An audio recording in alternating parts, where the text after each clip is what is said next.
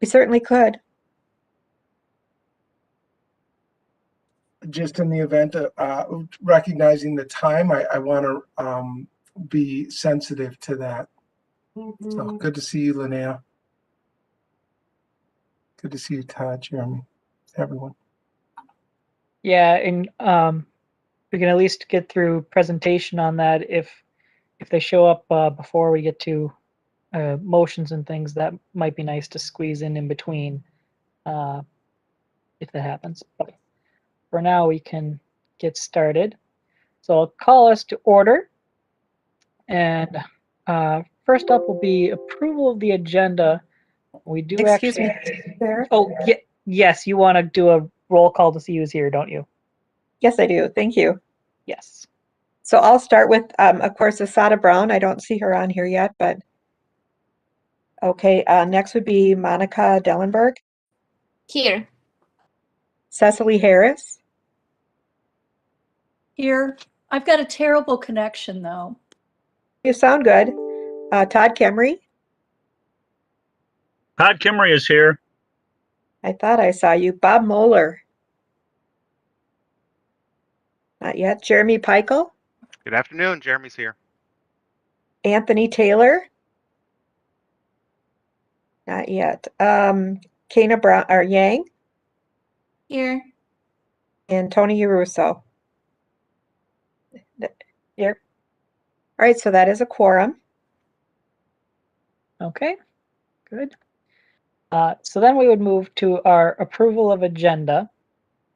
And I do actually have something to add to this. This would be, I guess, squeezing in as a first business item before our other one, which is the appointment of a vice chair for 2021. We should have actually done this in February and didn't get to it.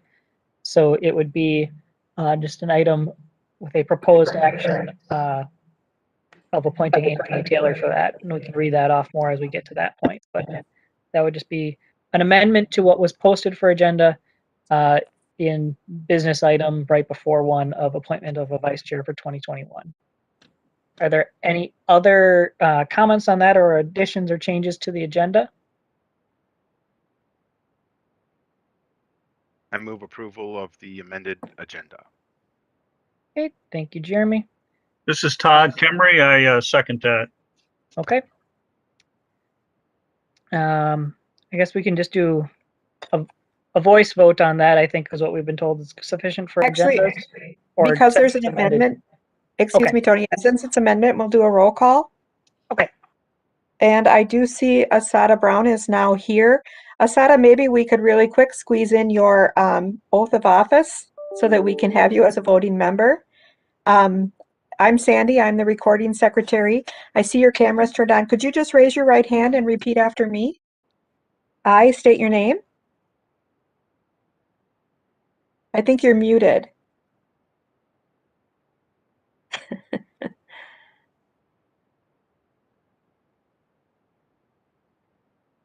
I'm still not hearing you.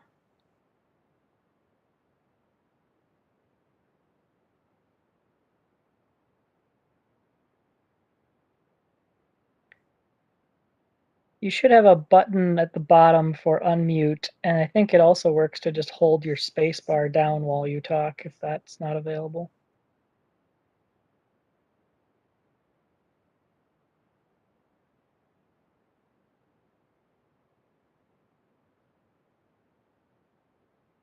Can you hear me now? Yes, we can. Okay, so I state your name. I, Asada Brown, Do solemnly swear do solemnly swear that I will support the Constitution that I will support the Constitution of the United States of the United States and of the Constitution of the State of Minnesota, and the Constitution of the State of Minnesota, and that I will faithfully discharge and that I will faithfully discharge the duties of the office of the duties of the office of Commission Member District D Commission Member District D of the Metropolitan Parks and Open Space Commission of the Metropolitan Parks and Open Space Commission to the best of my judgment and ability, so help me God. to the best of my judgment and ability, so help me. And I don't want to say that, so help me. Okay, that's all right. I will forward you the paperwork to sign and instructions on where, with an envelope to forward that on from there. Okay, so we're going to go now to the roll call for the amended agenda, and we'll start with Asada Brown. I'm going to abstain since I didn't hear the entire conversation about the agenda. Tony, did you want to Sure. recap? Yeah. We just have one addition to what was posted, which is that we need to appoint a vice chair for this calendar year. So I had just made the amendment to add an appointment of vice chair before our first business item. All right. Yay. Okay, Monica Dellenberg, Aye. Cecily Harris, Aye. Todd Kemry, This is Todd Kemry. Aye. okay, Bob Moeller, has he joined us? Nope. Jeremy Peichel, Jeremy votes aye. Anthony Taylor, Aye. Kiana Yang, Aye. Tony Russo. Aye. Okay, the amended agenda has been passed. Okay. Thank you. This is Bob Moore. I'm in. Good. Thank you, Bob. So next up would be approval of our minutes from our February 4th meeting. March was canceled, which is why we're going back 2 months. For that, we'll just take a motion from anybody who was present at that meeting. I'll make that motion. This is Cecily. Okay, thank you, Cecily. And do we have a second for that? This is Second. Todd. I'll second that. Okay, heard a couple will take Todd. And then I'll give you a moment to review. Do we have any corrections to those minutes?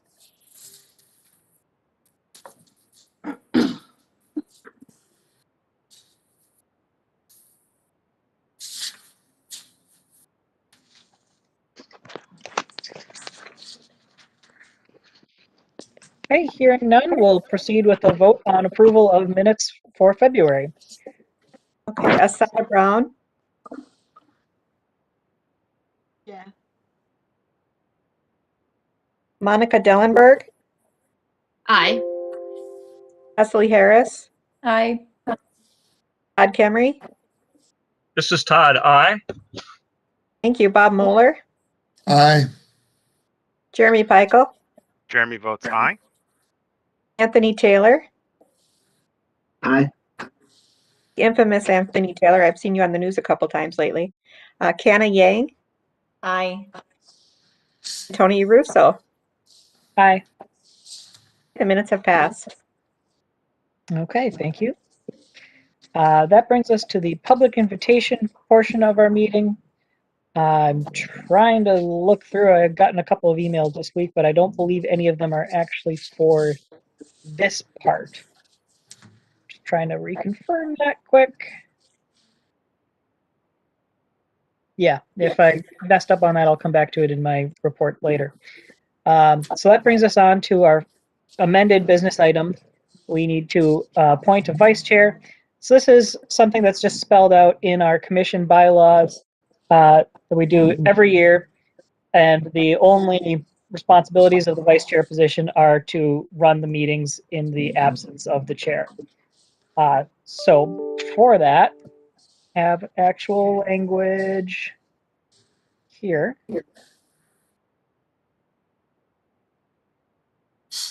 I'm moving a proposed action of that the Metropolitan Parks and Open Space Commission approve the appointment of Anthony Taylor as the commission's vice chair for 2021.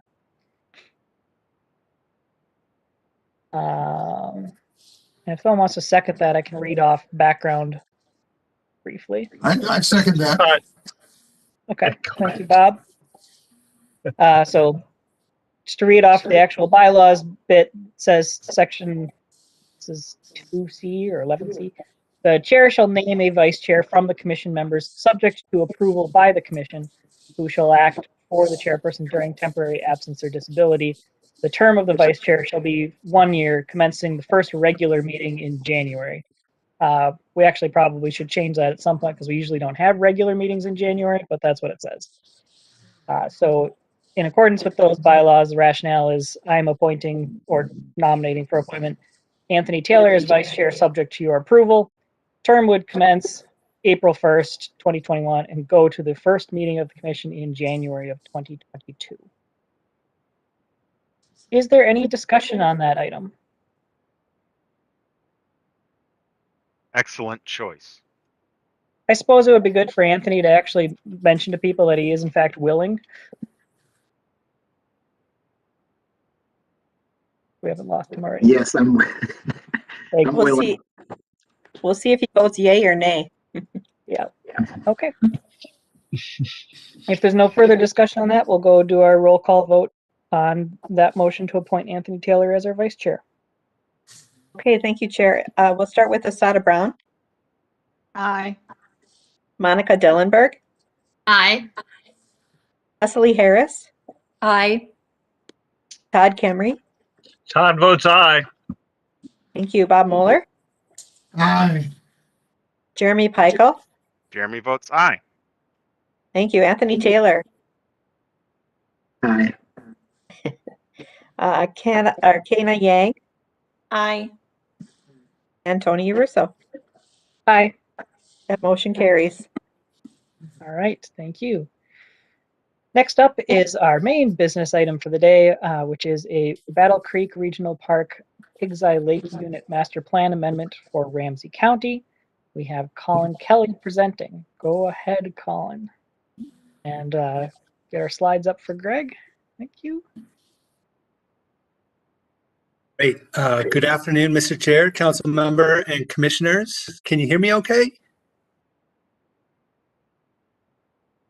Yes, we can. Yep. Yes. Great. Thank you. I am Colin Kelly, a planning analyst, and I'm here to present the Battle Creek Regional Park Pig's-Eye Lake Master Plan Amendment on behalf of Ramsey County. I should note that Mark McCabe and Scott Yonke with Ramsey County Parks and Recreation and Aaron McFarland with the U.S. Army Corps of Engineers are joining us today and will likely respond to questions at the end of this presentation. Next slide, please.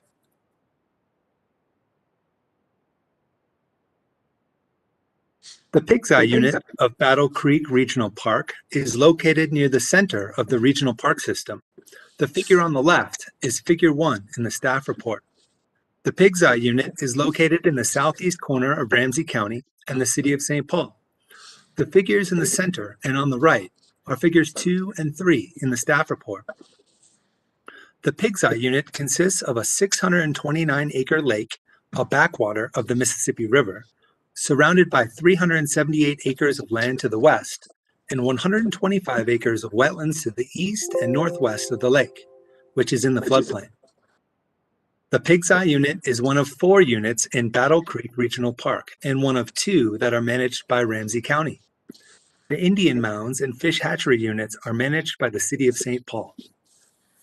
Please note that this master plan amendment does not address park acquisition, boundary adjustments, recreational infrastructure, programming, or access to or within the Pig's-Eye unit. The plan amendment is intended to act as a separate natural resource guiding document. Next slide, please. In 2015, funding became available through the U.S. Army Corps of Engineers Continuing Authorities Program to develop a feasibility study for the implementation of islands within Pig's-Eye Lake. The Corps, in collaboration with Ramsey County, initiated an agency-wide planning effort comprised of federal, state, and local agencies in compliance with the National Environmental Policy Act, or NEPA, and Minnesota Environmental Policy Act, or MEPA. Extensive agency coordination efforts included the Corps, National Park Service, the U.S. Fish and Wildlife Service, Minnesota Department of Natural Resources, Minnesota Pollution Control Agency, Minnesota Department of Transportation, Metropolitan Council, Ramsey Washington Metro Watershed District, Ramsey County, and the City of St. Paul. Additionally, non-governmental organizations including the Friends of the Mississippi River, Friends of Pool 2, the Friends of the Parks and Trails of St. Paul and Ramsey County, were also included in the review and approval process of the feasibility study. In 2018, Ramsey County applied for grant dollars from the Lessard Sam's Outdoor Heritage Council and was awarded funding to cover the local cost share. On February 21st of this year, the Ramsey County Board of Commissioners unanimously adopted a resolution approving the Battle Creek Regional Park, Pig's Eye Lake Master Plan Amendment and authorizing its submission to the Metropolitan Council. Next slide, please. Public engagement on the island building project and other efforts related to Battle Creek Regional Park and the Pig's Eye Unit occurred over multiple years. Public engagement for the feasibility study was completed with 2 concurrent 30-day public review periods for both NEPA and MEPA processes to allow general feedback from the public. Public notices for this review were listed on the Minnesota Environmental Quality Board, or EQB, website, and were also shared via press releases in the local newspaper, Ramsey County website, and on Ramsey County social media outlets.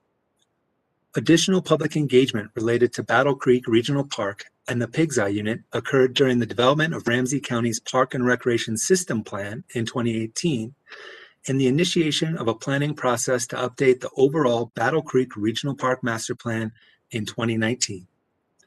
The system plan community engagement process was conducted primarily via 2 methods, pop-up meetings and an online survey.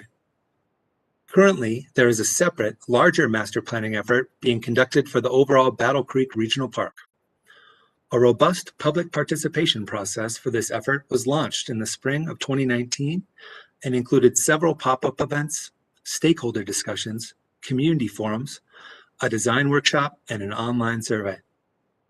Public engagement continued in 2020, predominantly using online or virtual approaches due to the COVID-19 pandemic. Next slide, please. Public engagement for this focused master plan amendment was intended to reach a wide audience. As part of the planning process, Ramsey County held a 45-day public review period. Notification of the public review period occurred through multiple channels. Because in-person public meetings were not an option at the time due to the COVID-19 pandemic, a virtual public meeting was hosted to allow for additional public comment. Future master planning for the Pig's Eye Unit that relates to public safety or protection, or explores access or future recreational or infrastructure improvements, will re-engage local residents and community members. There was mixed support from the public regarding the plan amendment, particularly related to the island building project. Some commenters stated that the existing pollution concerns should be addressed before other actions are taken, or that public participation opportunities during the development of the feasibility study were not well communicated. Other commenters referenced the opportunity to study different plant species in the context of a changing climate or express support for the project. Next slide, please. As previously stated, the Focus Plan Amendment addresses natural resource improvements to the Pig's Eye Unit and does not address park access or possible recreational improvements. The recommended plan for island building was developed to improve aquatic habitat, improve the quantity and quality of habitat for migratory bird species, and maintain or enhance the quantity of shoreline habitat. The design includes 6 islands. 3 of the islands would use a split design establishing sheltered areas in the center of the islands, creating nearly 18 acres of protected wetland habitat. A variety of fill material, including rock, sand, and topsoil, will be used for island construction. The rock will be sourced from a quarry. The sand and topsoil will consist primarily of material dredged from the southern portion of Pool 2 of the Mississippi River, above Lock and Dam Number 2 in Hastings. The Corps tested all dredged material for this project per Minnesota Pollution Control Agency, or MPCA, guidelines, and the material was approved per MPCA's testing standards for placement in water for habitat creation. MPCA guidelines have been developed specifically to protect wildlife that use these habitats. According to the plan amendment, the Corps has been successful using dredge material on past island construction projects in the Mississippi River. The construction of the islands in Pig's Eye Lake is anticipated to be completed by the fall of 2024. Next slide, please. The natural resources within the Pig's Eye unit will be restored and managed according to the 2018 system plan. Restoration and maintenance of restored areas will be a priority throughout the Pig's Eye unit to carry out the mission of providing adequate, sustainable habitats to support populations of native wildlife species. Ramsey County acknowledges the need to address public health protection for the Pig's Eye unit due to surrounding land uses, existing land conditions, and contamination. Additional planning and agency coordination will be required to develop a plan for long-term environmental cleanup for Pig's Eye Lake. It is anticipated that Ramsey County would take a lead role with the Pig's Eye unit for engaging a multi-agency planning study. From a public protection standpoint, next steps include securing funding for planning activities, initiation of an agency-wide planning team to determine project scope, objectives, coordination, stakeholders, agency and public engagement, and a funding strategy, initiation of agency and public engagement process, initiation of additional site assessments, development of an agency-wide monitoring and stewardship plan, and securing funding for remediation. Next slide, please. Most of the Pig's Eye unit land cover consists of mixed woods to the west and wetlands to the east and northwest of the lake. The wooded peninsula consists of typical floodplain trees such as cottonwood, silver maple, green ash, willow, American elm, and some swamp white oak. However, several invasive tree species have also encroached into this area, including buckthorn and box elder. The wetlands within the park consist of native vegetation such as prairie cordgrass and various rushes and sedges. Invasive cattails and reed canary grass also dominate much of the wetland edges. The Pig's Eye unit also contains one of the largest heron rookeries in the state, and it is designated a scientific and natural area by the Minnesota Department of Natural Resources. Surveys of the Pig's Eye area will need to be completed prior to restoration work. Additional natural resource surveys will include plant, wildlife, and shoreline surveys and will focus on determining restoration needs. Natural resource projects and activities within the Pig's Eye unit will be implemented in accordance with the Mississippi River Corridor Critical Area Regulations. Next slide, please. The total estimated cost for the island building project is $15.6 million. To offset the approximately $4.3 million in local share costs, Ramsey County applied for and was awarded a Lessard Sams Outdoor Heritage Council grant. Additional habitat restoration efforts have an estimated cost of $380,000 with ongoing maintenance cost of $90,000 every 3 years. The Corps is responsible for monitoring and determining ecological success for the ecosystem restoration projects it constructs for up to 10 years following project completion, including financial responsibility. No acquisition is proposed. Therefore, there are no associated acquisition costs. Lastly, approval of the master plan amendment does not commit the council to any funding at this time. Next slide, please. The Battle Creek Regional Park Pig's Eye Lake Master Plan Amendment is consistent with the requirements of the 2040 Regional Parks Policy Plan, particularly Planning Strategy 1 Master Plan requirements, as well as other council policies included in Thrive MSP 2040. Next slide, please.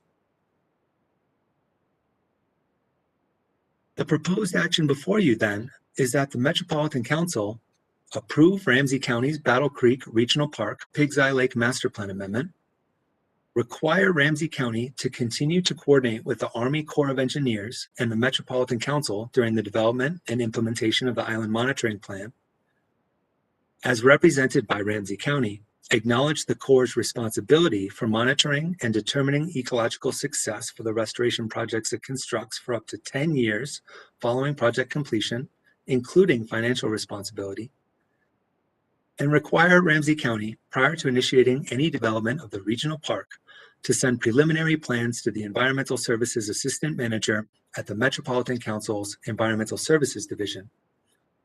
And with that, I will stand for any comments or questions you may have, and will remind you that Ramsey County and Corps of Engineers staff are on hand as well. Thank you. Okay, thank you, Colin.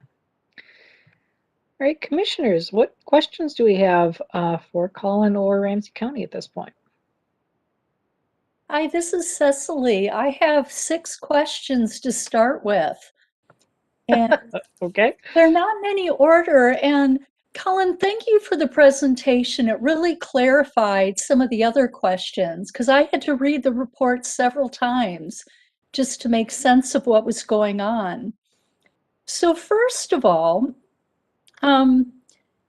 why are they requesting the master plan amendment now if the project really started in 2015 with the feasibility study?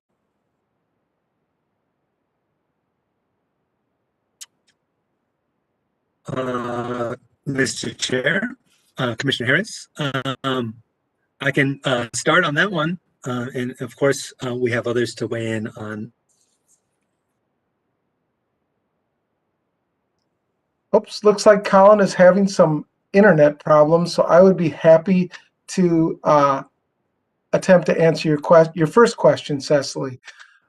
Ramsey County took on this focused natural resources master plan amendment because when we learned of this project, and we learned of it about 6 years ago, we said, wow, this is a big project. This is a big investment.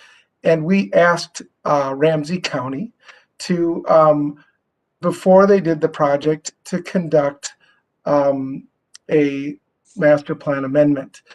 We did this over 2 years ago, and Ramsey County agreed to do that. And they decided, and we said you could either roll this natural resource focused master plan work into the larger Battle Creek master plan amendment, which is ongoing, or you could break it off and do a more focused plan.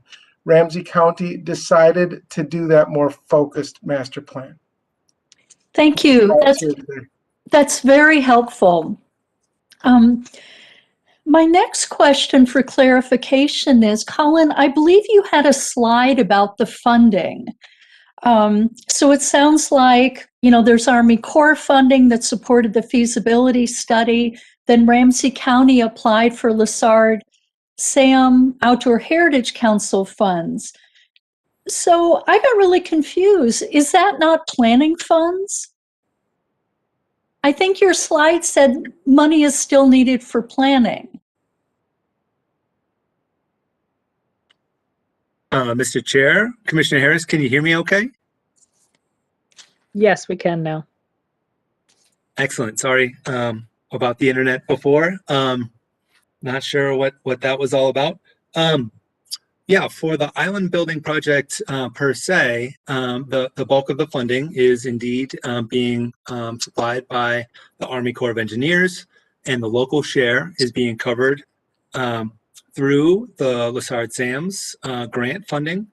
But there are other aspects of the master plan amendment that are introduced in this master plan amendment, including the natural resource restoration activities that go beyond the island building project, and the initiation of a planning process that focuses on public protection and public safety at the Pixar unit. Okay, so it sounds like some of the planning costs are covered, but additional work needs to be done. Is that correct? Okay, my next question. It sounds like each partner has a different focus on this. It sounds like Army Corps wants to do mitigation for work elsewhere, and it sounds like Ramsey County wants to do the island building for natural resource habitat creation. So can you show me on the map where all the Superfund elements are? The dump, the ash piles, the PFAS, etc. Because I'm really curious where all of that is in relation to the island building, and why a cleanup and remediation wouldn't happen before the island building. So that's kind of a double question. I'd be happy to, Mr. Chair, Commissioner Harris, I'd be happy to start with that one, and perhaps others could chime in as well. That, Greg, if you wanted to go forward a few slides, I think perhaps the natural resources map that we've got a few slides down, you're getting closer. Let's go maybe one or two more.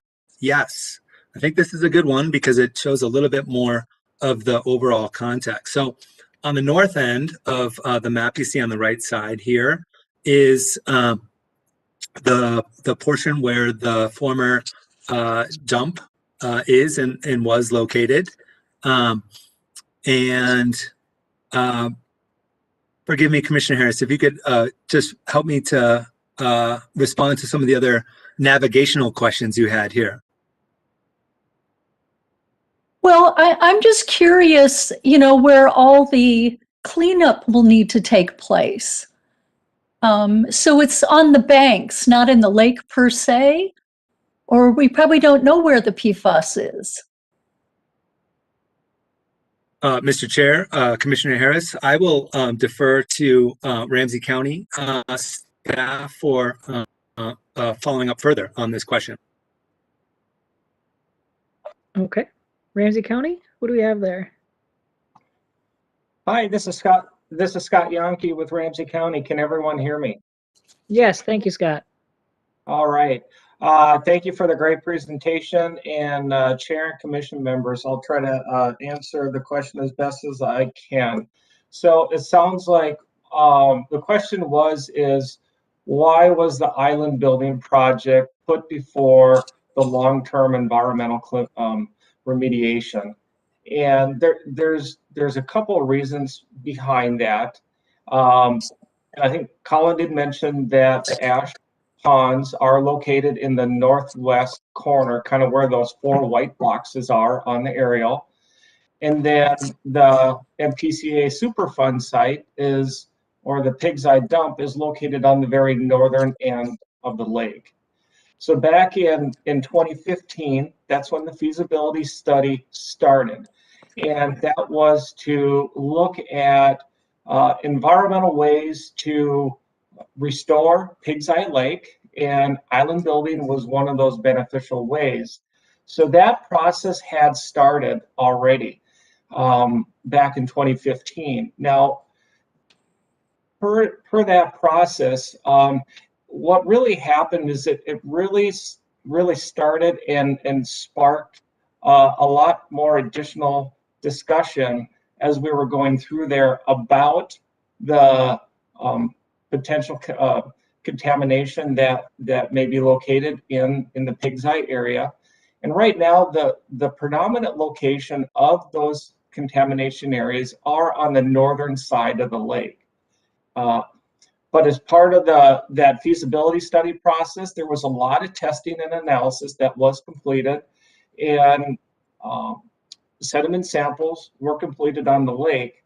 But as far as why the island building project moved in front, we did assess that could the island building project be completed separately and before the remediation project, or did that need to happen first? So the islands were specifically designed to improve the habitat, reduce wind fetch and turbidity, but they were also designed in a way that it would not affect any long-term process for environmental cleanup.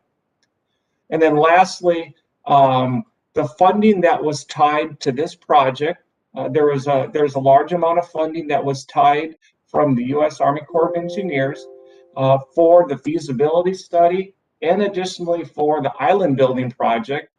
And then when we received the Lessard-Sams grant, that slid the island building project before the long-term cleanup, because that is much more of a long-term agency-wide process, and the amount of financial dollars that would be needed for that has not yet been established. So we actually have all the funding we need in order to complete the island building project. So I just want to remind everyone that the island building project will not affect any long-term process. But the island building project really sparked this whole discussion and kind of brought that back into light again about what can we do in the long term to clean it up and then eventually provide some sort of access and long-term amenities for that area. Did that answer your question? Most of it. My other question was sort of what the Army Corps' agenda is here. Is this required mitigation for one of their other projects? No, it is not. Okay. This is not required mitigation for another project. So the Army Corps of Engineers and the Ramsey County, we have partnered on this project and been in collaboration on this project since day one. And we both have the same goal and focus for improving the habitat and recreation, or habitat and natural resource goals for Pig's Eye Lake. Thank you. Those are all my questions for right now. Okay, thank you, Cecily. Other commissioners? Can I ask Jeremy. something since Go ahead. sorry, Jeremy. I No, just go ahead. wanna I understand, sort of how it works, but can you either Colin or Scott, can you explain me how actually building an island will help to, the wildlife to come back or to protect the environment or help the natural resources, please? Yes, I can provide kind of a high-level overview of it, and then I also have Aaron McFarland from the Army Corps of Engineers that he'd probably be able to help fill in a lot of these components. But the overall goal of what these islands are doing, Pig's Eye Lake has been prone to high wind fetch, and that wind fetch, as it goes across the lake, being it is a shallow lake, it creates a lot of turbidity. So, and turbidity is wave action in the water. So what these islands are doing is, one, we are creating areas that are sheltering portions of the lake and shoreline, stopping some of that wind fetch. But the other reason that these islands are also so important is we are creating additional habitat in the lake. Beyond that, I'd like to see if Aaron could fill in some additional questions, because as far as with the Army Corps of Engineers, they work specifically on these projects, and they've worked on these projects for well over 30 years. So from here, I'll let Aaron talk a little bit more about the islands and the beneficial outcomes of these islands. Sure. Can you hear me? Yep, we can. Excellent. Thanks. Thanks, Scott. Thanks, Chair and Commissioners. And yeah, my name is Aaron McFarland. I'm the biologist with the Corps of Engineers. I've been working on the project since it started. And so just in general, the Corps of Engineers we've managed the largest environmental restoration program on the Upper Mississippi River for about 35 years. Between here and St. Louis, we've built over 56 floodplain habitat restoration projects, restored over 100,000 acres in that area, and we've literally written a book on creating those types of habitats with these islands, with different modifications to the river flow. And one thing that we have seen consistently in a lot of areas that are flooded, admittedly, through the navigation project that we're operating, is that in these areas that have a lot of water in them, usually they're at the lower end of pools, where it's big, wide open expanses of water. There's this wind that can channel up and down, create these waves, and also stir up all of the loose sediments that are down at the bottom, especially in shallow lakes like this. So with all of that wind and waves, bringing all of that sediment, churning it up, creating turbidity in the lake, there's very few protected areas in there. And on top of that, we see a lot of erosion along the sides, of the areas that are big and vast like that, as well as the islands within them will tend to slowly disappear over time with that. So we've done a lot of work to not only create islands to kind of break that wind fetch down, but also to, in other areas, to stabilize those islands and make sure those stay in place. And what we've seen then is significant increases in aquatic vegetation, improved water clarity, especially in those most protected areas, a lot more wildlife and fish use with birds.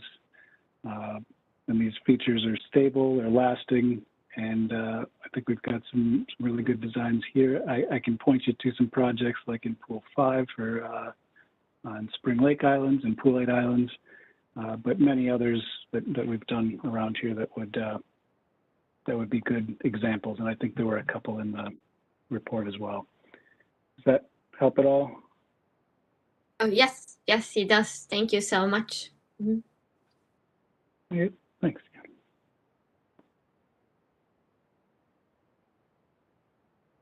Okay. Who else had something?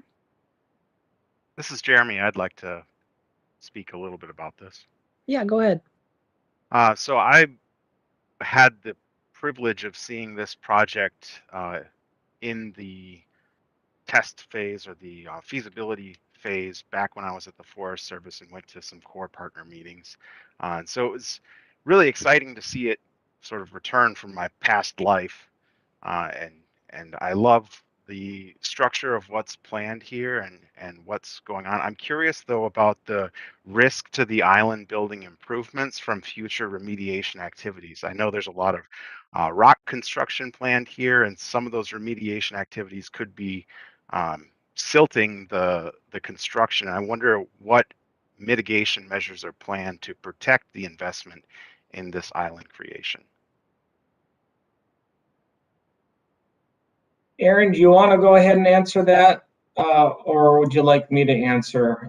Just in your, and Jeremy, you're just talking about mitigation measures around the islands for when long-term remediation happens?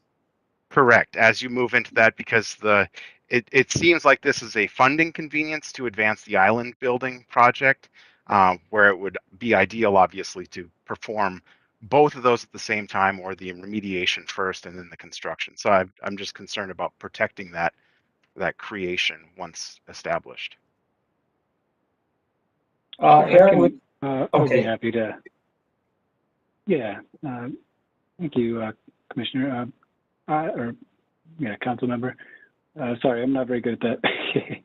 Anyway, I guess I would start off with the contamination here and come back to what exactly we're talking about. That's the dump site. So up at the top northern end of the lake itself, where those kind of red boxes are up there, and in that floodplain area around Battle Creek, as that flows in, that's where the dump site was.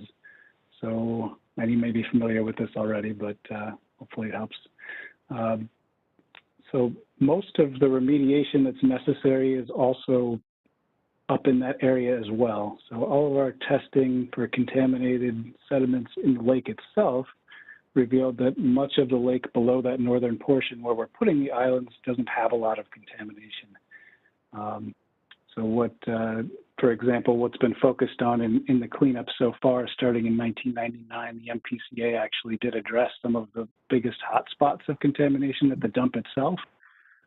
They took out a whole bunch of drums of waste that they found along Battle Creek.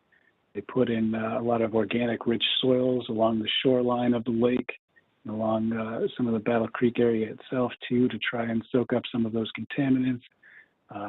They were trying to stabilize some of the lead contaminated soil in a certain area where there was a lot of battery disposal, and they covered the area with some clean soil and planting to try to draw those contaminants out. And that's where I would see most of that remediation occurring, would be up in that area. The lake itself is kind of getting secondary contamination from that as it comes out through the water and as those processes take place. But it's not really the place where the remediation itself would take place. And I will emphasize that we worked with the MPCA very closely to make sure that none of this would impact any of those future remediation techniques or strategies or needs, because that was the last thing we wanted to do, was to build something like this and then have a need to take it out or something like that. So we don't see any potential of those two really interacting in the future. The benefits of this would be that some of that wind fetch and the waves and all of that churning up of the sediments that may be distributing more of that in the north end would be slowed down by the islands, slowing down that process as well. Yeah, thank you for that.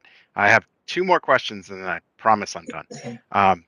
Pig's Eye Lake generally, what is the average sediment contamination and contamination level? And along with that, would we expect to see risk to individuals that want to fish and consume fish who perhaps habituate within these islands that are constructed and the structures that you intend to create?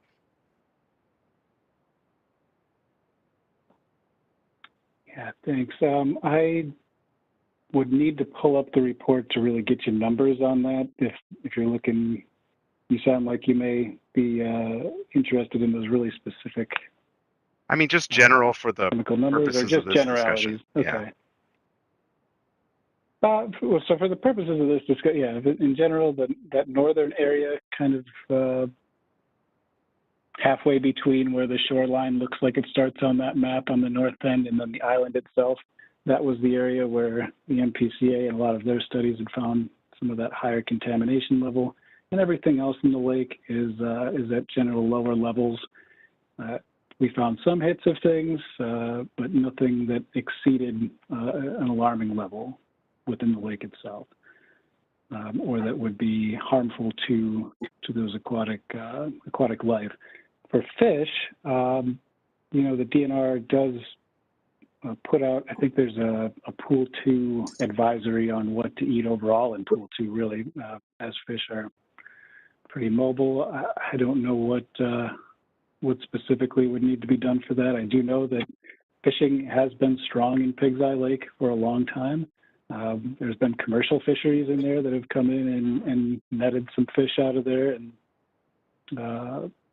done quite a bit of work in there. And that's where some of our fish data had come from in the past, was from creel surveys of those commercial fishermen. And that little hog lake down there is right below Pig's Eye Lake. That's a pretty popular fishing spot. So I know it's happening. And I would think that those same restrictions or guidelines would apply from the DNR to this area as they would to anywhere in Pool 2, but nothing other specific.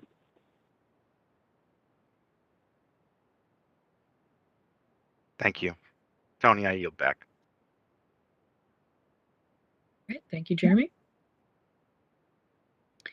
Other commissioners with questions or who care to move anything? I have a question. Yes. This is Asada. I would like to know, what was the public engagement that was used for Ward 7 in the city of St. Paul?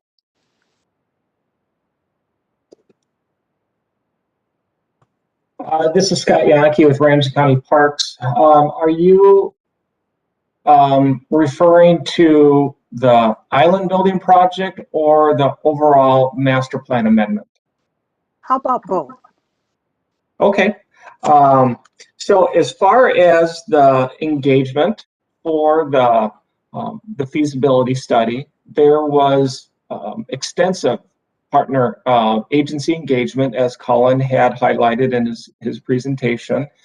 And then as far as the engagement, followed the National Environmental Protection Act and the Minnesota Environmental Protection Act for engagement. So we did follow the public review process in those two environmental review periods. And what that resulted in is there was a 30-day review for both the NEPA review, as well as a 30-day review for both the MEPA on the Minnesota side. So the Corps pretty much handled the NEPA, Ramsey County handled the Minnesota, the MEPA side of things, but Each of those were, it was 2 concurrent 30-day reviews. All the information was posted in the Environmental Quality Board website. That's where all this information would typically always get published, well, on any sort of a plan like this. And then in addition, what we ended up doing for the feasibility study, Ramsey County put out a press release to make sure people were notified, as well as our website, which is pretty standard. And then we put a lot of information out on social media to let people know that there's a public review period going on, that to please send any comments you have. And we did get comments from the public during that review period, and they're listed in the feasibility study, and we did provide responses back to them. So as far as the feasibility study, extensive agency engagement, and then there was also the on the public engagement side through those 2 process that is very regimented or strict in a NEPA or a NEPA process. As far as the master plan, stepping over to that portion. So the island building project is included within the master plan, but what we ended up doing for there is we launched a 45-day review period. Typically, we use a 30-day review period, but we extended it to a 45-day to allow additional time. All the information was presented as much as we could in virtual format, just doing through the COVID-19 pandemic. So and all the information was presented online, or was available online, and that included presentation overviews so people understood what was going on with it. It also included a virtual public meeting so people could ask direct questions. And then additionally, that was in that 45-day review period. And then we also received multiple comments from the public at that time.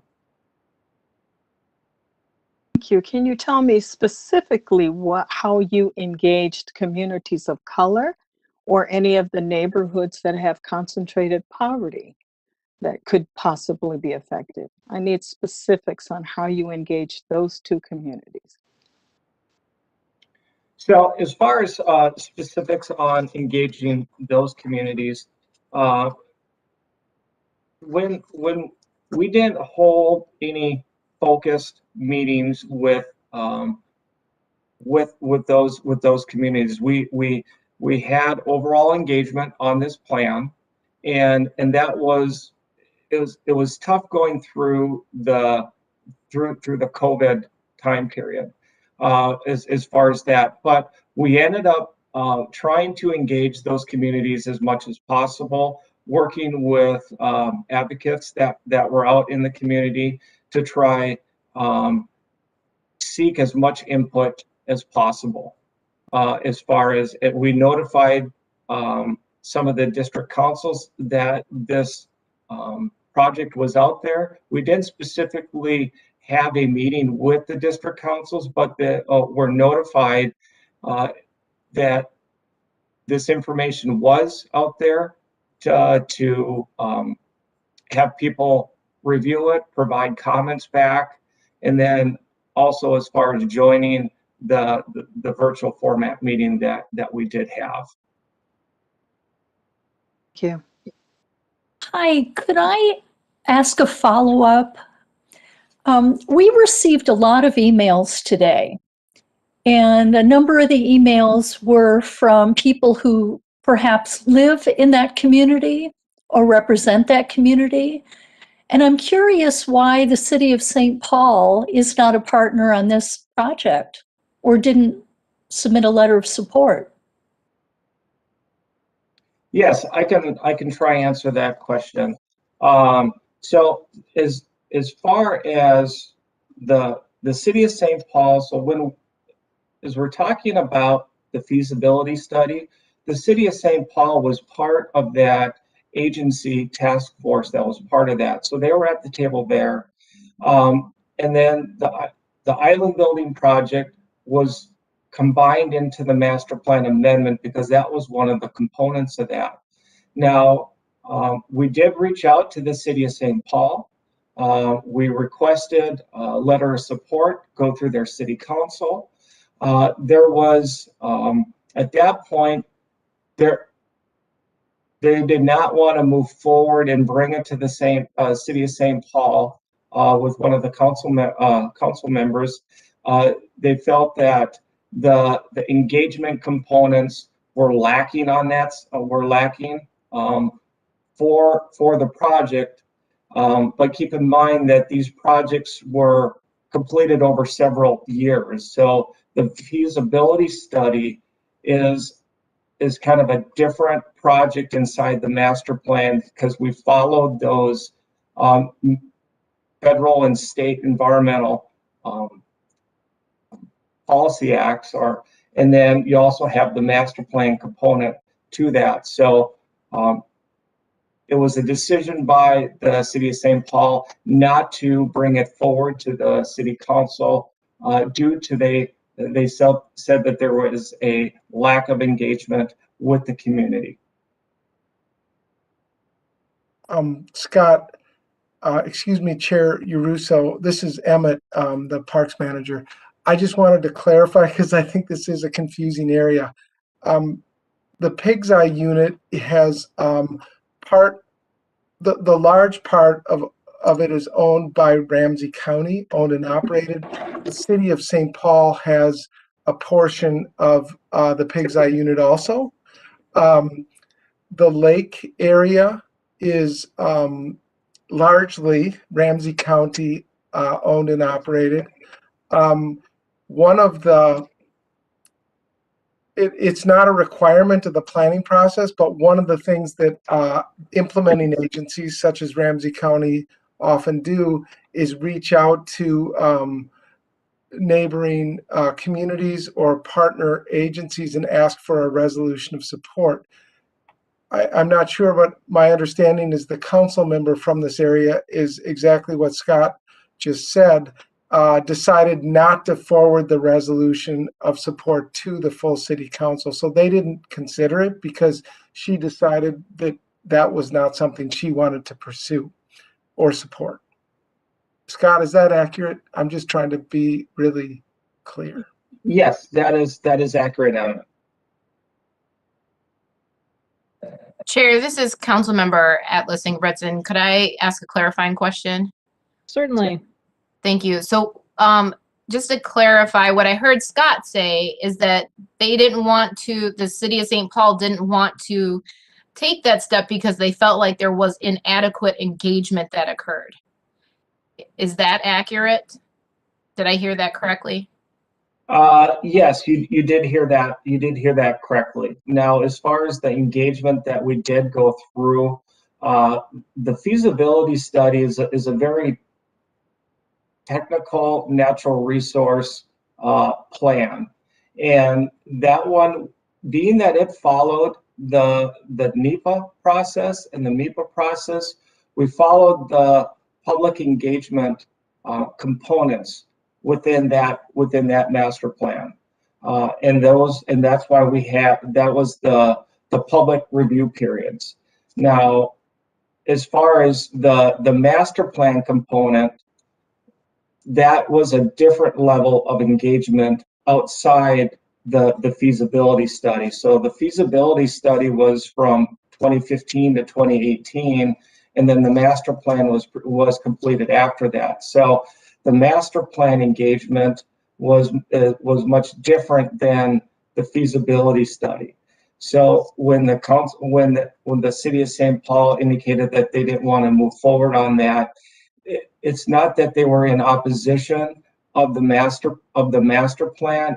They felt that there was a lack of engagement on the island building project. Thank you for clarifying that. I just to also share, multiple council members received communications from at least several people that I'm aware of.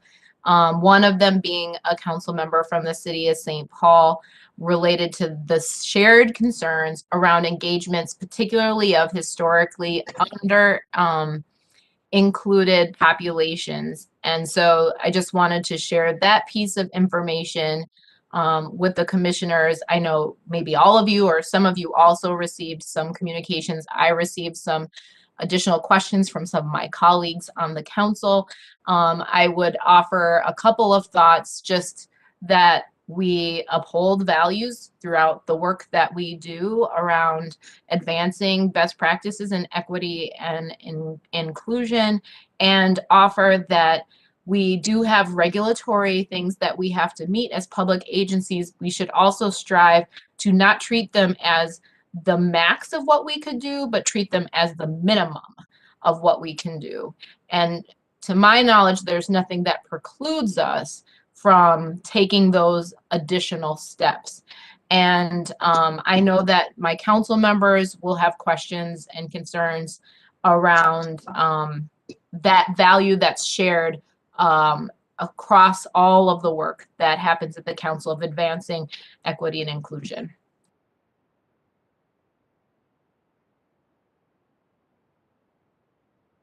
I have a policy question if we have a moment for that.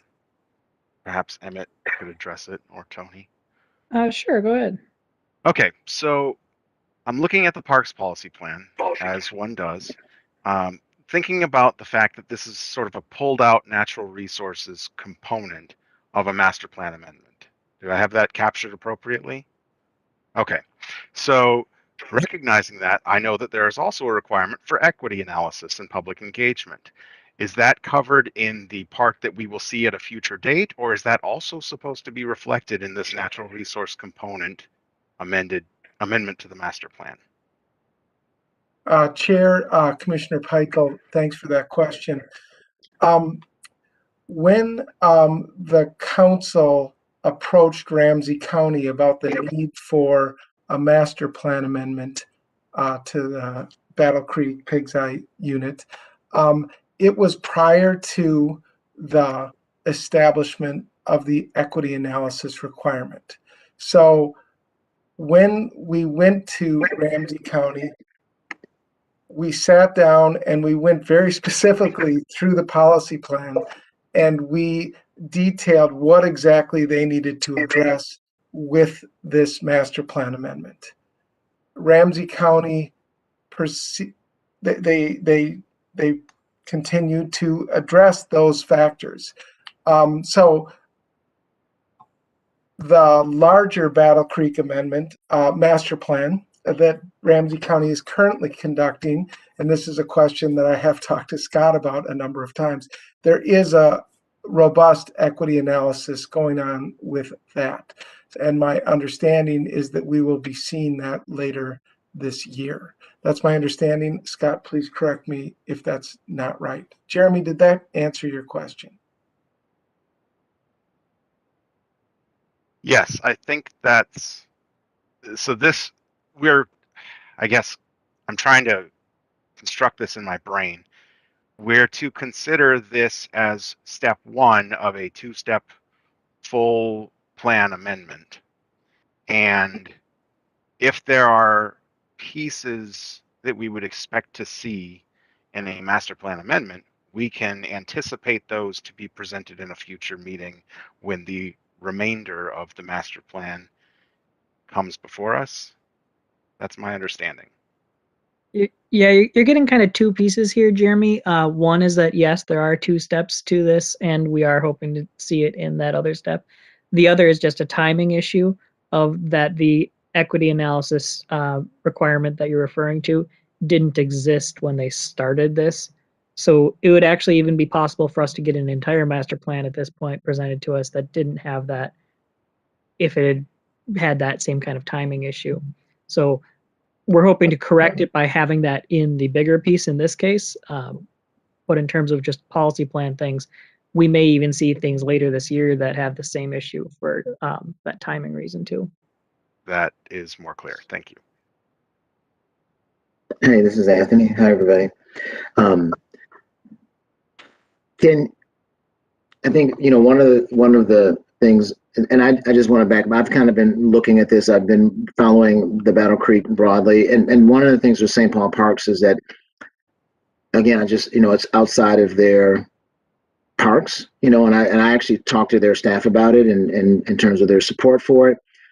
And just wanted to get their perspective on it. And I also have watched the Battle Creek process. So I think, Scott, one of the things, and Colin, I believe you said that you talked about engagement that is to come, right? That is specifically stated. Is that correct? This is Scott Yankee with Parks, and yes, as far as the Pig's Eye master plan, there is additional engagement to come as we get into the public safety component. This master plan. Yes, it is. The island building project is part of this master plan, but the other larger part of this master plan is really setting up that framework for that long-term remediation. And I anticipate that process for that long-term remediation will have a very, very robust engagement component on that one that would be both agency as well as a very robust community engagement or public engagement side on that component. So there is ample opportunity for very intentional and extensive engagement to come as part of that public safety component. And that development will be under the new constraints of the 2040 plan. I mean, correct? Okay, thanks, Emmett. So I think lastly, in terms of this project, one of the things that's interesting, and I want to see if this is true, is that honestly, this particular process, because you're not coming to us for funding in terms of the project, and really in terms of what we're approving is just the addition to master plan. This is a project that is actually funded by the Corps of Engineers. It's been researched and studied by the Corps of Engineers, and then the benefit in operation long term is through Ramsey County. Is that fair? Yes, you are. Yes, this is Scott from Ramsey County. You are correct on that one, Commissioner Taylor. The project is, the island building project is 100% fully funded. Okay. So, I mean, that really answers all my questions then. And I think in terms of, and I guess, Scott, what I'm really trying to understand is that this is an addition to the larger Battle Creek master plan, and there will be an additional master planning process for the island development. Is that right? Can you repeat that? An additional planning process for the island project or the public safety? So you're specifically talking about public safety. So as you characterize this, it is all of the additional efforts regarding to community engagement, and then the ultimate kind of development of it will be under this public safety standard, and that's where public engagement will be driven. Correct. Okay. And the other thing, Scott, I ask is relative to really, I think Ramsey County's new commitment around programming, and how is there something around that will be a part of it as well. I mean, I think it's been exciting to hear those statements related to programming as a foundation of the equity standards that you all are doing. And so is that something that will be part of this as well as we think about the renewed habitat and re-engagement of this area and all things? Is there an element of this related to programming that also comes out of this process? Yes, this is Scott Yankee again. That is ultimately the end goal, is to restore the habitat within Pig's Eye Lake area. But the public safety component of this is really where that really drives it home, because that process has to be implemented first. So the public safety process has to be fully completed so the area is safe for public access before those recreation amenities can be established or access into the area. So after that is completed, that there's going to be extraordinary benefits for recreation and programming in the Pig's Eye Lake area. But that would be a process that would be included in the public safety component to determine what that could be or outcomes of that, what that could be as a result of the remediation project, because those things would probably need to be reanalyzed or revisited to find after that project, after that public safety component is completed, to make sure that we could address all those items. Okay, and just one more thing, and Emmett, you can maybe help with this as well and answer this, is that in terms of the process itself, this actually is a little unusual for a Corps of Engineer project to actually come here, and this was even taking that step and working with Ramsey County this way and making this part of the master plan actually was an additional nod to community as well, and so I don't know, I guess so now we have to lean on Ramsey County to continue the community engagement process. So is that a fair description of it, Emmett, staff? Chair Uruso and Commissioner Taylor, that's a fair statement.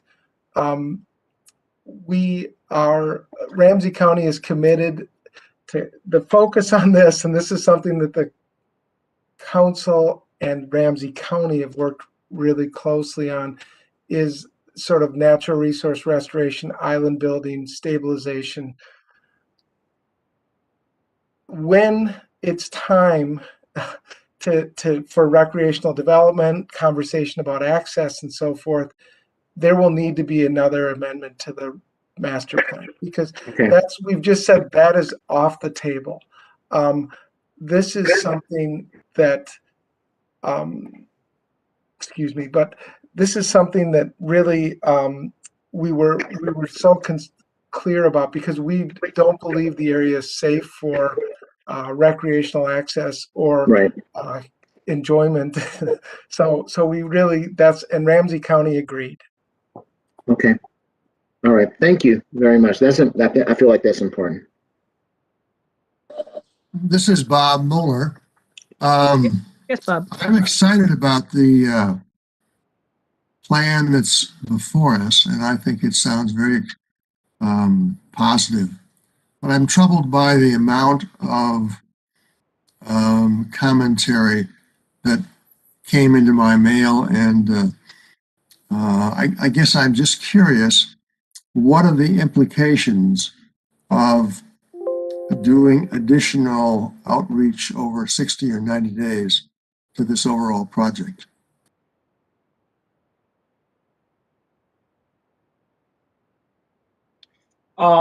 This is Scott Yonke from Ramsey County Parks again. Thank you for the question.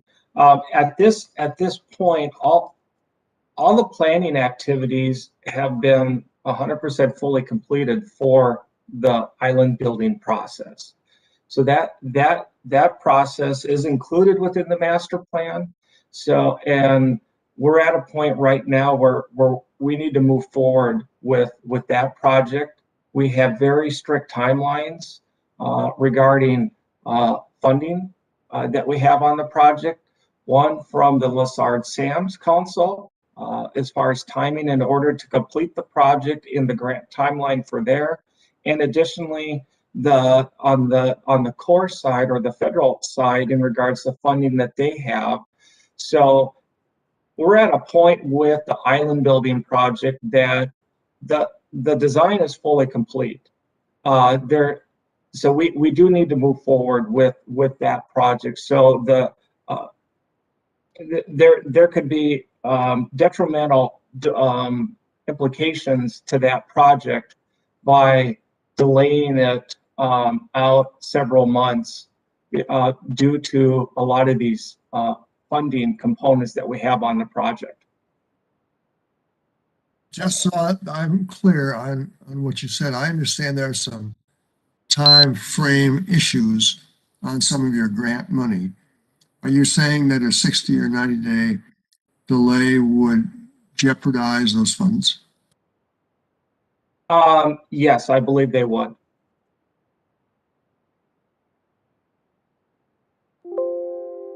Okay, I'll pass at this point. Right, Chair thank you, Bob. So I just sort of stumbled on my last question, but I just wanted to be really clear because I think I understand now what Councilmember Taylor was asking me, and that is typically the Corps doesn't participate in processes like this because they already have the authority to work in the Mississippi corridor in the channel. They do work there all the time. We asked Ramsey County to do this master plan amendment because it's a significant impact on this regional park, and they have agreed, and the Corps has come along with this process as part of the spirit of that cooperation and collaboration. So I just wanted to be really clear about that because I don't think I was. Thank you, Emmett. We have Council Member Lee joining us as well, and you have a question to add? Yes, thanks, Chair.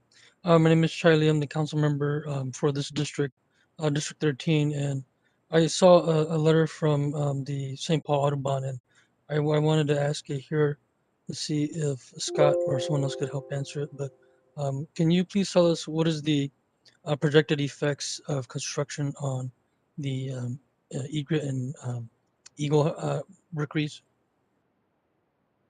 I can provide a little bit of information. I think Aaron might be able to help fill in some of the blanks. But the project is within Pig's Eye Lake. There is no anticipated impacts to the heron rookery area. We've also taken into account to avoid any sensitive nesting time periods. As part of that, as well as there are components that are that the contractors will need to follow. There is absolutely no access onto that area. There's going to be no impact to that area. So the islands are constructed in the lake, and so they will they will not have impacts to the heron rookery area. Aaron, is there anything more that you wanted to fill in on that?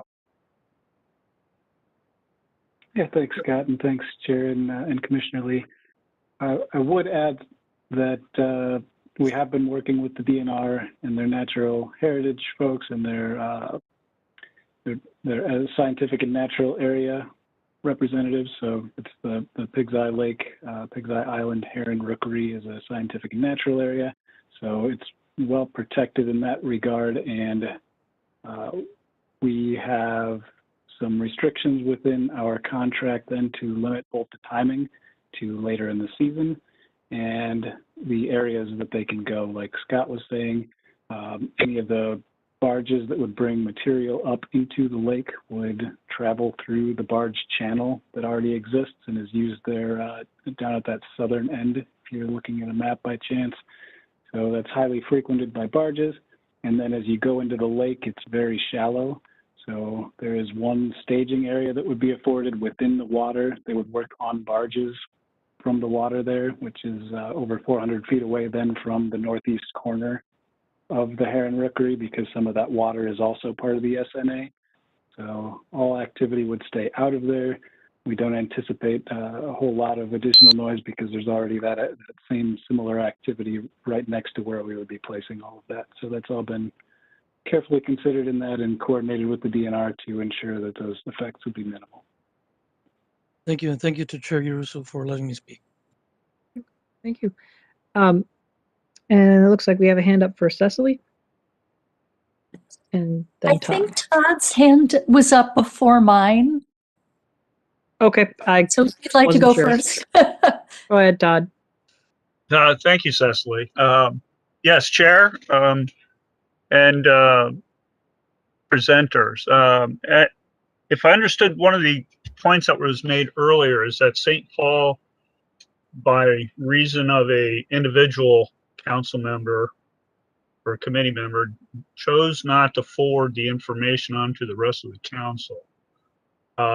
Does St. Paul have any interest or intention to be able to voice their concerns or opinions or their viewpoint on this in the future?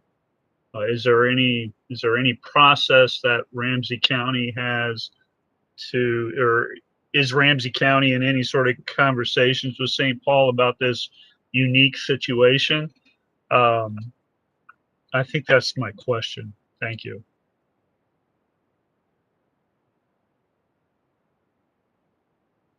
Todd, this is Scott from Ramsey County. So I'll try to answer your question the best that I can. So yes, this is a unique situation with the island building project. But as part of that feasibility study, the city of St. Paul was at the table the whole time as we were going through that feasibility study.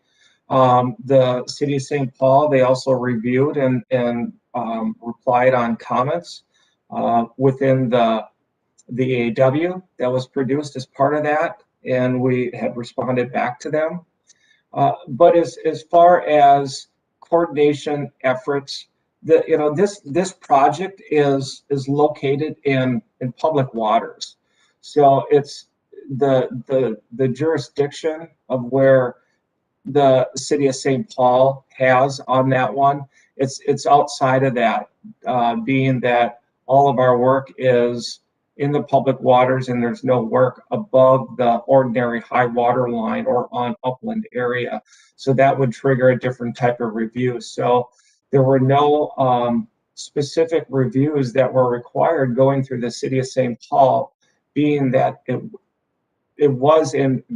project is in public waters, as well as the Corps has been working extensively with the Minnesota DNR through that whole public review, public waters permit side of things. So as far as coordination in the future, I mean, we're very much would like to coordinate with the city of St. Paul as much as possible on any or projects like this.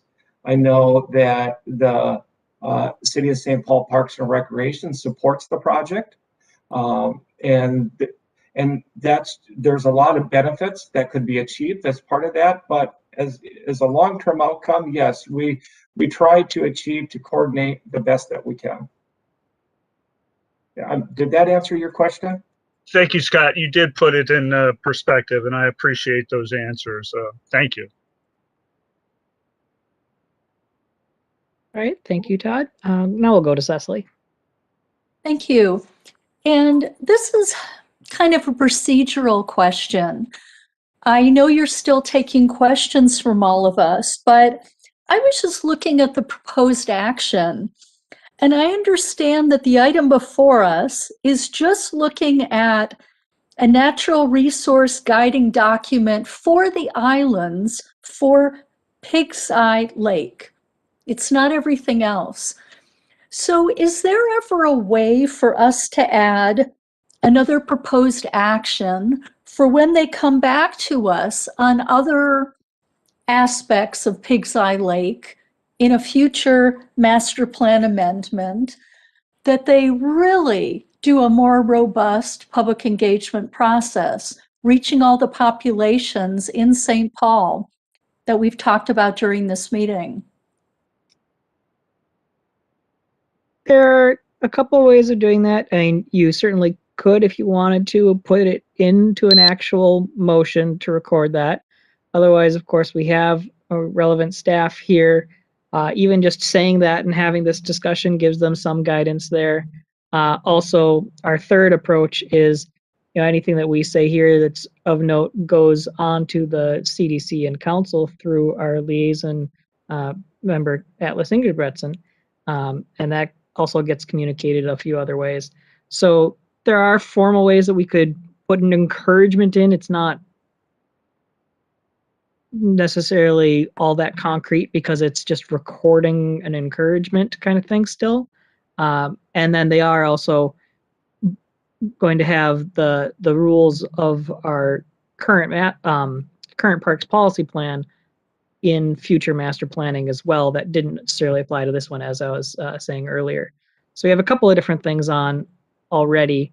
If you wanted to put something else on, you certainly could. What that does is somewhat debatable, but is an option available to us. Right. Thank you. Thank you for the clarification.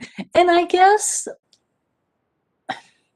my thought was it would acknowledge, all of the people who've written us letters this week. It would acknowledge that we heard them.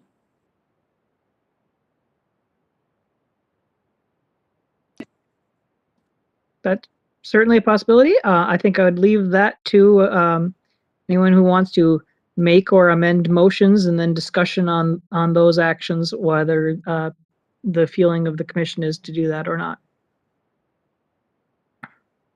So certainly at this point, we could be taking a motion and rolling with it from there.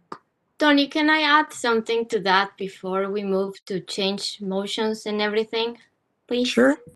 In my experience, and as a commission, I work with a feasibility study that the city of Brooklyn Park did for 18 months. So this is a year and a half of a feasibility study to see if we could extend a park referendum.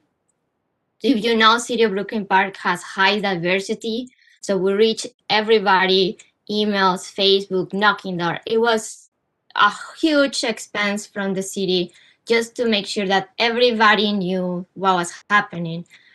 Then, the time came, the feasibility stops, and as a commission, I got not 5 emails, I got like 30 or 50 emails from people saying that they have no idea about this, that we never reached out to them, that they didn't understand why they were having to maybe pay an extra $2 on the utility bill for the next 50 years.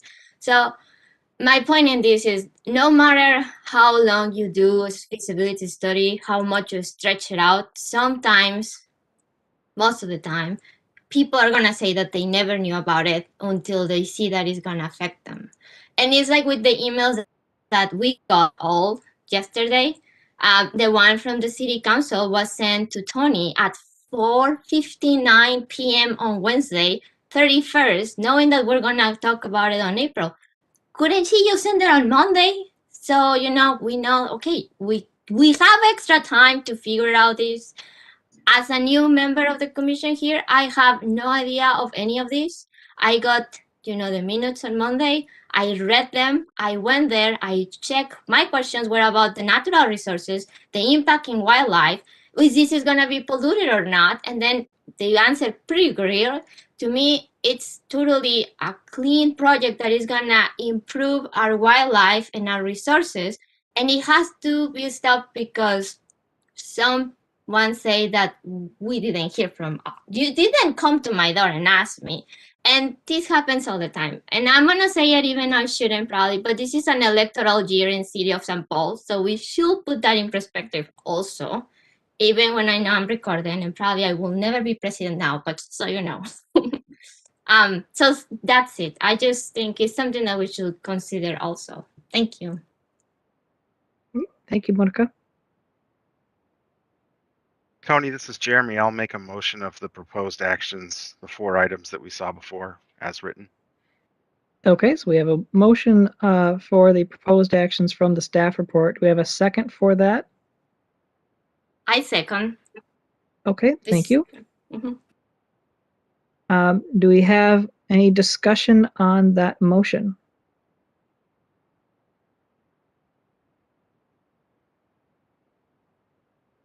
Or amendments would also qualify as discussion if anyone cared to make them at this point. I don't know the best way to state this, but I'm just very troubled. I know I spent a lot of time trying to understand this item before us. And I appreciate what Monica said earlier about people, maybe missing communications about public engagement opportunities. But when I, as a commissioner, had a heck of a time trying to figure out what was going on in this report, I wonder if the public sort of felt the same way. You know, it's just a part of the natural resources conversation about Pig's Eye.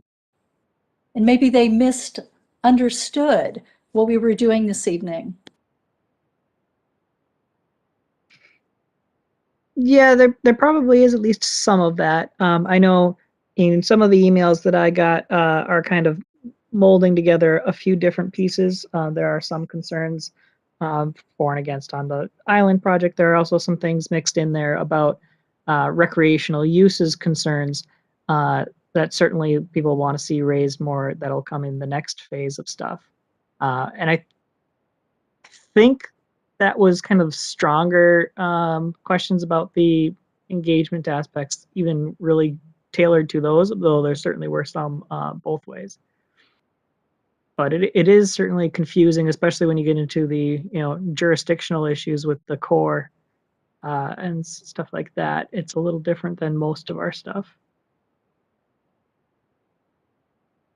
I will say I appreciate the effort staff did in assembling this proposed action. It's very thorough, and that interagency connectivity, I know how hard it is to wrangle all those cats into one room, let alone get them to agree on something. And so I commend Ramsey County and the Corps for taking the time to add these extra steps and really keep us informed on something they could have just done unilaterally.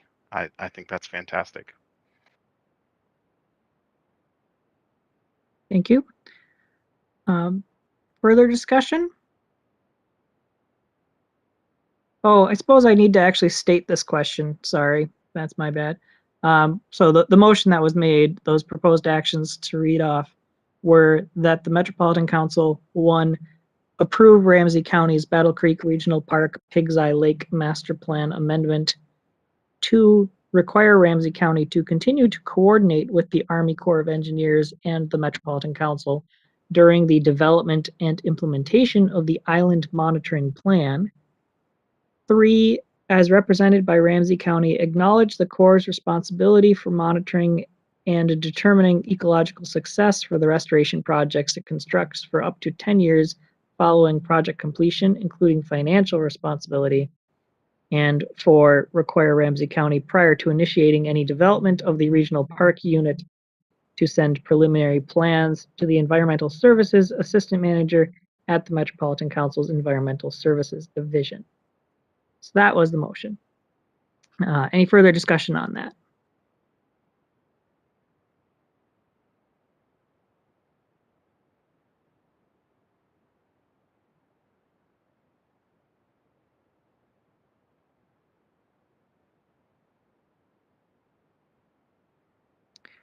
All right, I guess hearing no further discussion, we'll proceed with a roll call vote on that.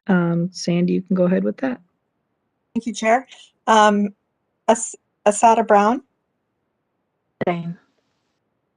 Abstain, did you say? I think that's what she said. Abstain. Thank you. Monica Dillenberg? Aye. Cecily Harris? Well, I am so torn on this. And I guess I'm going to have to trust staff on this, and I hope it doesn't backfire on us, but I will support it. Thank you. Todd Kemmery? Todd Kemmery says aye. Bob Moeller? Aye. Jeremy Peichel? Jeremy votes aye. Anthony Taylor? Aye. Kana Yang? Sorry. Aye.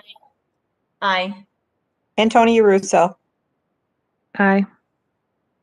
That motion carries. Okay, thank you, Sandy. That will move us along to the information item on our agenda, which is follow-up and next steps on our commission's equity conversations. We have Amanda Lovelee leading this discussion.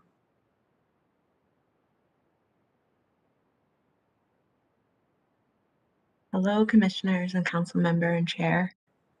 Greg, can you bring up my PowerPoint? One moment. Don't worry, I will try to be somewhat speedy so that you can all get to your dinner. hopefully somewhat soon.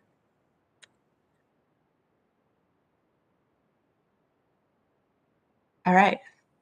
So thanks again for joining me and Roderick in our equity conversation last month. We really appreciated each of you participating and the vulnerability and insights that you shared with us. We are sorry for any technology issues that limited anyone's participation. Like Bob, we loved how your voice was in one room and your body in another. Thanks for being with us as we worked through that technology stuff. Next slide. So I just wanted to share back what we heard from the group at the end when we talked about next steps.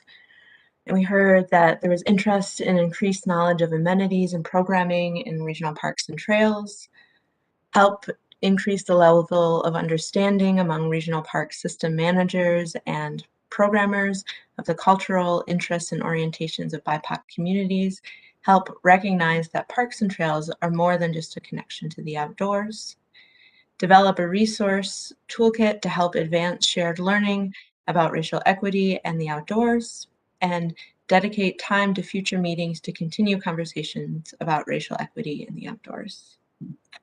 Next slide. So we just wanted to update you on a few things that we're starting with to get started. So we have scheduled Learning from Place Bedote tour through the Minnesota Humanities Center.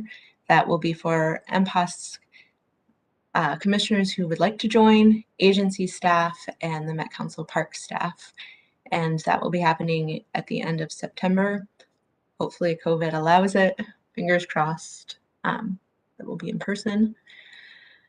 We are also beginning to think about how to conduct a parks outreach and programming field scan, and we're working on those details, and thinking about a creative ways to share articles, media, upcoming presentations, and talks around equity in the outdoors.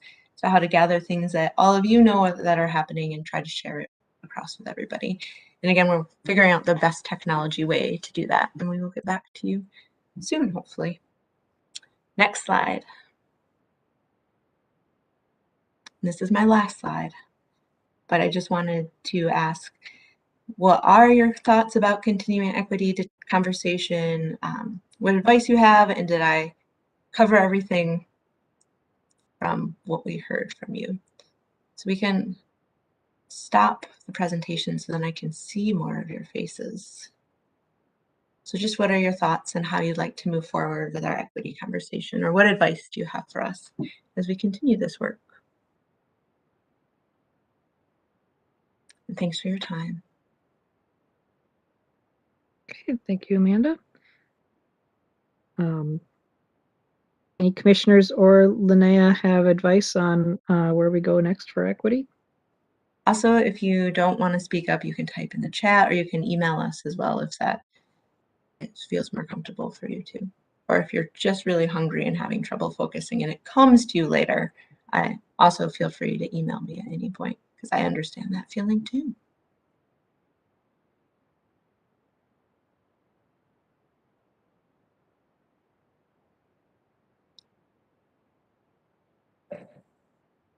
I wanted to be quiet to give commissioners an opportunity to chat. I think we had some conversations in our small groups about things that would be really helpful to follow up on. So I think taking advantage of that conversation that's already occurred would be good. I think having just one suggestion that I think, so that it's not like something you do every once in a while, is think about little nudges, if you could, that you can incorporate every meeting that bring to light different aspects of the sector that we are working around as it relates to this. So maybe that's a 10-minute segment every time we meet, might be one idea. And there's one thing that I think stood out for me, and I'm really grateful that we were able to do this for the first time with the commission, but is also thinking about how do we create common language and understanding of key terms and concepts around this work and integrating that knowledge into the group. I lastly would say not everybody was able to participate. And so thinking about how do we bring their knowledge and voices into that space and advancing this work and creating some supportive responses for those who articulated that they would like additional support around this as well. Chair, I'd this like is to. Oh, go ahead. Commissioner Todd. Jeremy, go ahead if that was you. Yeah, I just wanted to build on what Linnea said. I want to be a park champion and trail champion the way that Anthony Taylor is. And I'd like to have the resources to be able to be that for my communities. And so I don't feel like I have that right now. Wow. Thanks, Jeremy. I guess. Yeah, I think that's a common thing. We want to do the right work, but don't necessarily know what that looks like or how, See, coming from different backgrounds. well, it's in you all are, it's so funny that I think, oh, you all are people that I really look to as really doing the real, I don't think people in the community really get it. And I think we have a unique place. And I would go so far as to say, I want to co-sign what, Ms. Linnea said, but I want to go deeper. I think that we need to actually commit the resources, if this team is willing to actually dig deeply into the idea of being anti-racist, anti-oppressive in terms of our work. I do believe that it is difficult for us because we are part of a tremendously impacted oppressive system. I mean, it's really difficult to say it out loud some days, but we are. And I think that all of you, Monica, you're amazing. Like I just have to, it's just, we have to arm this team with an analysis of what's going on around us so that we can be our most powerful selves in it. And then related to what we do actively in our own communities, I really believe that that's part of it as well. We have to be more supportive of Amanda and the work that's happening there. We literally have to actually be more supportive of all of our implementing agencies because they don't even realize they're the system. I mean, they come to us, with this, it's baked into us and it's really difficult. And I think that going through an experience where we are aligned around the idea of what the challenge actually is, would make us more powerful. And I really, I think I would love not just small nudges. I think we all need to go find a ledge and jump off together into the anti-racism, anti-oppression foam pit, and then really get to work on this because it's real work. And I really want you all to know that so much of where this comes from is related to public space.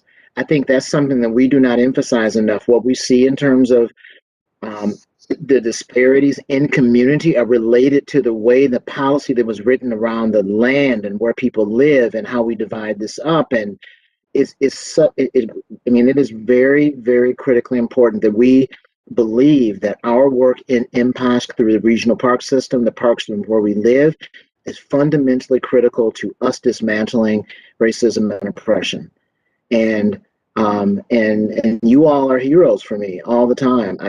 Todd teaches me all the time. I mean, these are things I've never said to you, but I have become a tremendous advocate around issues that I've not always championed by sitting at this table and listening to your challenges to what's going on. So I would like us to take a deeper dive, make a bigger commitment, and make a statement from this commission about anti-racism, anti-oppression, and lead the Met Council even. I mean, we can be leaders in this work. So thanks, Jeremy. Thank you, Anthony. Chair, could I one more comment? Sure. Just to Anthony's point, I want to point out that this body is already leading in the council. not just the body, but the work of Yeah. this team, that, you know, what, even that we had the conversation at all. We are, you know, you're so many of the aspects when it comes to advancing equity. If we look across the institution, the best practices and the leading practices are happening here. So I just want to acknowledge that, and also thank you for being guinea pigs with us as we're building this out. In addition to, you know, really the leadership of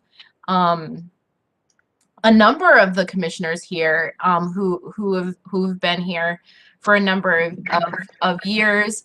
Bob comes to mind, Anthony, you know, of course, and Tony. And I want to just really acknowledge that you guys have been on a journey, and Todd, you know, doing this work for a number of years, and have really enabled this sector of the council to do significant institutional advancements in this space. So now what we've been talking about and why we have this conversation is, how do we not just rely on having great commissioners, but also make sure that we're creating a supportive system that brings new commissioners into these conversations from a place of strength and confidence, and have a real pipeline of succession, because people can't stay on the commission forever, right? People win the lottery and go off and do amazing things. And I can't keep begging people to stay on forever and never leave. And so, and we want to bring more people into the family of how do we re-envision how we do this work. So I just want to acknowledge that and thank the new council members for joining us in the last 2 years, and thank the previous council members for their leadership in this area, their advocacy, their support, and for sticking with it and not being afraid to speak up.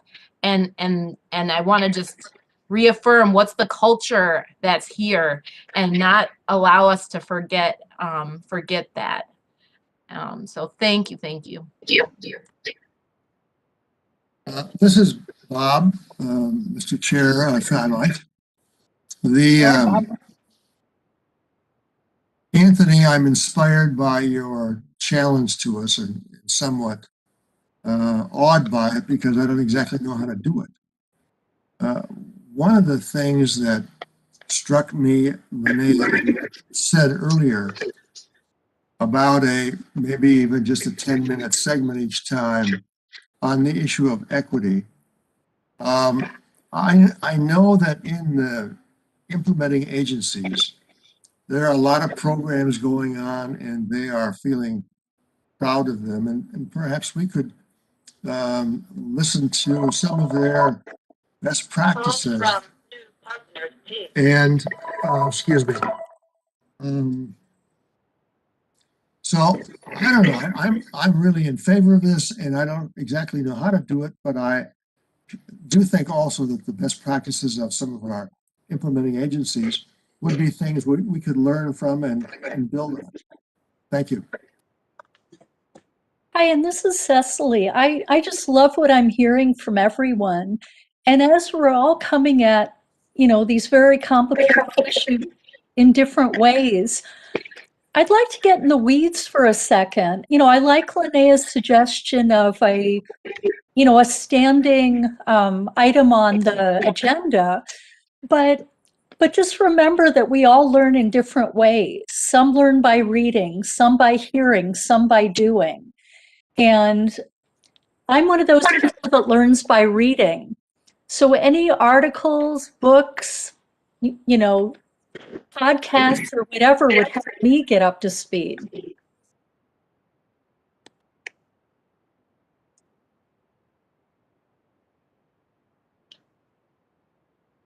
Okay, thank you. Chair, this is Todd. Yes, Todd.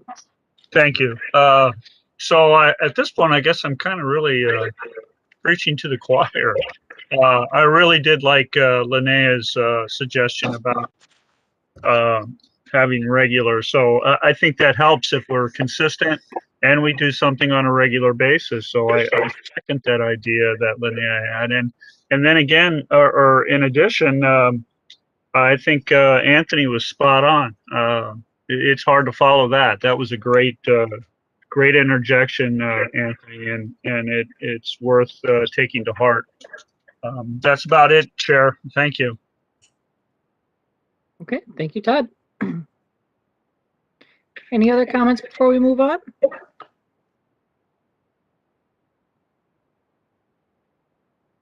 Thanks for all your great suggestions. All Take right. some notes, and I'll make sure to share it out with all of you. Thanks Thank for you, Amanda. All right, so that brings us on to our reports. I guess the two from my perspective would be start off by welcoming our new commissioners that we've just sworn in, Monica, Asada, and Kiana. Hope to see you around for a long time here and look forward to your contributions. And then the other is just to let everyone know that there is work starting up now for the next year of the equity grant program. I saw there was some meetings scheduled for that. I do want to mention, Jessica, that I just discovered some of those emails from you recently because they apparently went to my spam folder. So I don't know why, but I found them now. So if anybody else is missing communications, that could be why. I think that is it for me then. Are there other commissioner reports?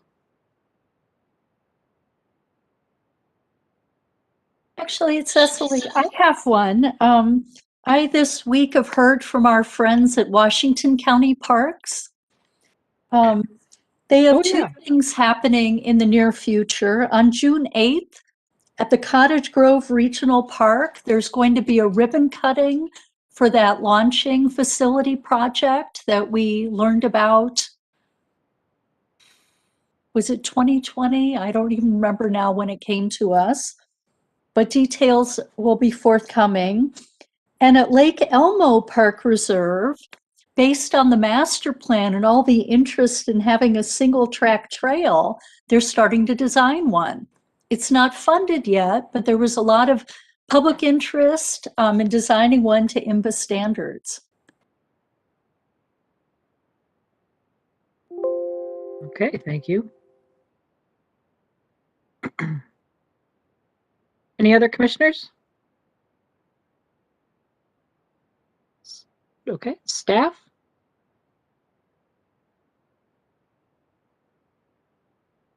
Chair Russo and commissioners, I have two very short reports. The first is just to let you know that the legislative session marches on. The regional parks, the Metro regional parks have three really important bills. The first is the Parks and Trails Legacy Bill that recommends 40-40-20 split with DNR and Greater Minnesota on the Parks and Trails Legacy funding. The second one is around operation and maintenance funding. The governor's recommendation is to continue the about $9.2 million each year of the biennium. And then the third one is we have two bills in the Legislative Citizen Commission on Minnesota Resources package that is going to provide additional funding if it passes for land acquisition through our Park Acquisition Opportunity Fund program. So stay tuned. Those are all in play. I want to mention that the regional park implementing agencies have their own bonding bill that will be getting a hearing in the House on Tuesday. My last thing I want to say is April 1st, happy April Fool's Day. And the April is there's this big effort around 30 days of biking. And I know the Minnesota Bike Advisory or Bike MN, excuse me, has a big promotion now. But one of our park agencies, Three Rivers Park District, is also really promoting this 30 days of biking. And they're using a tool in cooperation with council called Goose Chase. And it's a really fun thing to do where you follow like missions, or you're given challenges to get out into new places. And so if you go to Three Rivers website, you will learn more about the 30 Days of Biking Goose Chase. I have never done it. I look forward to learning more. So with that, that's all I have. Thanks for your patience. I also put the info in the chat. If anyone has questions about the Goose Chase, let me know. And I'm about to post an article that was also written about by Three Rivers around equity and biking after our conversation. So I'll put it in right now too, so you can read that too. Tony, I just want to add, as mayor of St. Paul Park, I partook in a town hall meeting last night that included Representative Frankie and also Senators Carla Bingham and also Representative Tony Jurgens from the Hastings area. And I posed the question, getting more money for our regional parks, and to look at, they were under the impression that operations and maintenance, it was interesting because they thought it was more fully funded. And I said it was a far cry from, and that they need to take a look at that, and that we need to get equity in all of our parks if there aren't any user fees. Some of our parks, I think residents are restricted by the user fees. You know, for me, I don't find it a problem because I look at it as supporting our parks, but there's many people I think out there that don't use our parks because they're blocked by those user fees and they don't want to travel too far. So hopefully I opened some eyes and got them to look into those issues a little bit. We'll see. Okay, good to know. All right. I think we're probably way past any sort of committee deadlines for this session, but maybe we'll see something next year. Okay. Well, with that, then I think we are set to adjourn. Thank you, everybody. Tony! Whoa! Sorry. No. You always forgive me. You're just not pushy enough. I just wait for you to say council member reports. But I'll be super fast. One, I'm gonna sing this from the rooftops for until some media channel picks it up. But I just want to welcome everybody to their official first meeting. We took the vote at the council to appoint all of the new commissioners, and to say that we have and I'm going to go out on a limb because I think this is true. This is the first commission we've had with a majority BIPOC membership on the from Metropolitan Parks and Open Spaces, but I'm going to guess we don't have that on any other commission board or other than the Equity Advisory Committee of the council. We also have close parity in gender diversity and also age inclusion as well. And that is not common either. And so I just want to really thank the new council commissioner members who stepped forward, to the council members who participated in the process, and our community members and our staff, and for being supportive and flexible and willing to do what we needed to do to make sure the process is as inclusive and open as possible. And want to thank people for saying yes to staying and for saying yes to joining, and just want to be deeply celebratory. I got to find one of those things. Where are those things? There's my little, I'm going to be celebratory about this and just really excited. That's a big deal. And when I talked earlier about how this body is leading in the council, this is an example of, there were things that staff did to change and adapt and do things differently, and that's what it takes. So I think we have Lisa Barajas on the call, so those are pats on the back and appreciation all the way around. I also want to just take a moment to really deeply recognize and send condolences and appreciation to you, Tony. And you know, whenever we're in meetings talking about your contribution to this work, Chair, it is with great admiration that people reflect on your service, your body of knowledge, and your willingness to serve and support.